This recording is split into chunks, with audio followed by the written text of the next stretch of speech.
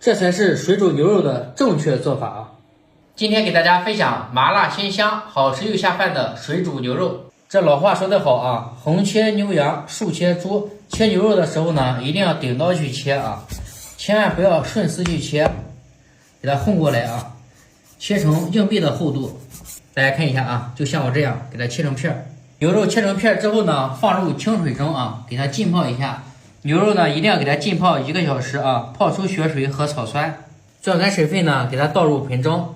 接下来进行重要一个环节，进行腌制啊，放入1勺食盐盐，少来一点小苏打。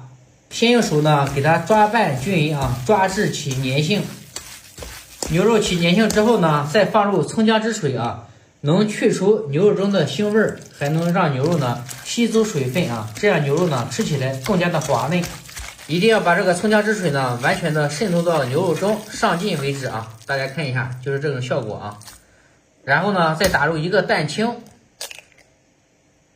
再次的给它抓拌均匀。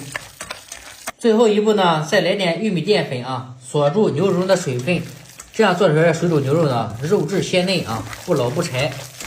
给它抓拌均匀，就像我这样就可以了啊！大家看一下，也可以撒点色拉油在上面啊，封个油，防止下锅的时候呢粘连成坨。牛肉腌好之后呢，准备好一点打底菜和一些料头啊。接下来看我制作。接下来锅中放的是菜籽油啊，把料头呢和火锅底料倒进去，给它煸炒一下。再来1勺的郫县豆瓣酱，味道会更好。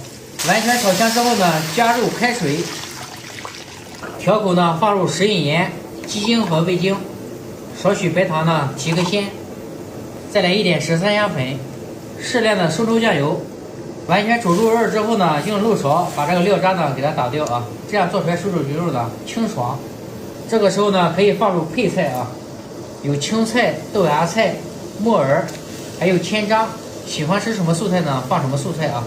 素菜烫熟之后呢，用漏勺给它捞起啊，然后呢倒入盆中，然后呢转小火把牛肉呢给它下入啊，火不要太大啊，不然把牛肉呢顶脱浆了，这样做出来水煮牛肉呢肉质有点老啊，不好吃。给它均匀的下入。牛肉下锅之后呢，千万不要煮的时间过长啊，变色就可以了。给它盖在上面。先撒入刀口辣椒面，能吃辣的可以多放一点啊。再撒入蒜泥、葱花、干辣椒、白芝麻，再来少许的五香粉。最后一步呢，再烧点干净的色拉油啊，炸个油，激发香味儿。油温烧热，浇入。